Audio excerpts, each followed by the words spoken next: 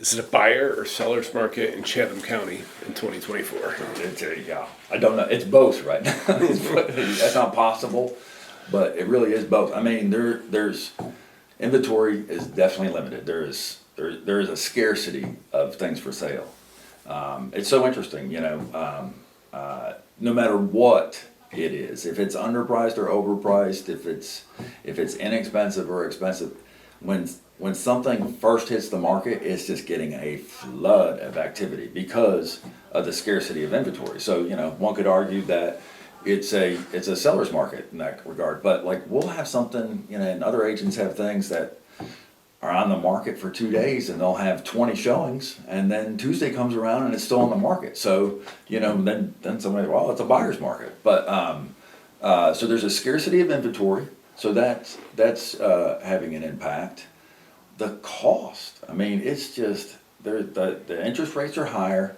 The what your monthly payment would be to buy something is just changing incredibly. Affordability, period. I mean, if our average income, family income in this area is around 60,000, that puts us in like a 200 to 250 house. There's no 200, 250 houses, and so our average house in this firm right now is just under 500.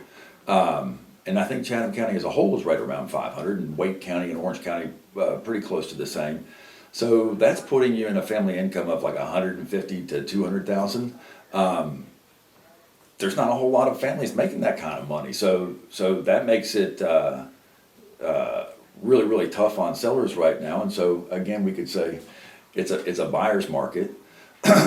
Nobody that has a decent interest rate right now. There are people that are locked in at 2.5%, 2 3/4, 3%, 3 1/4. Those people that have those really, really low interest rates right now, they might not be living in the perfect house for them and they want to sell and upgrade or whatever, but they have to give up that low interest rate for like a 6.5 or a 7 or a 7 1/4 right now, and nobody wants to do that. So that's having a big impact. So buyers are rare. So maybe it's more of a seller's market because buyers are so rare. There's a lot of people moving to the area, so that makes it more of a seller's market because when the people come from California, they're selling their house for like 1.2 or 1.4, and then they see what you can get for 6, 7, or 800,000 here. They're blown away, and so that makes it more of a seller's market. But you can't. You need like everybody.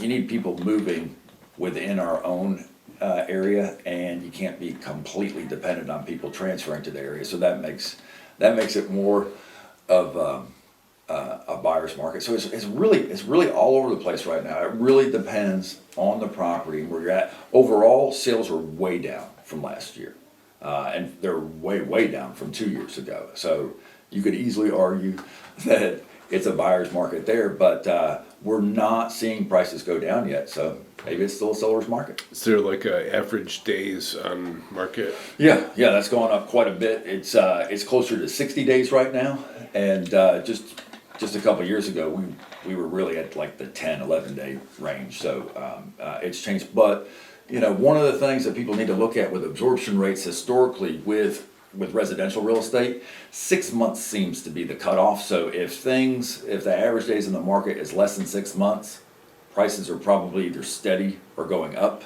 And if it's more than 6 months on the market, then we see downward pressure and prices are going down. So we got spoiled. The 60 to 75 day mark is still really, really quick. It just doesn't seem as quick as 7 to 10 days like we had a couple years ago. So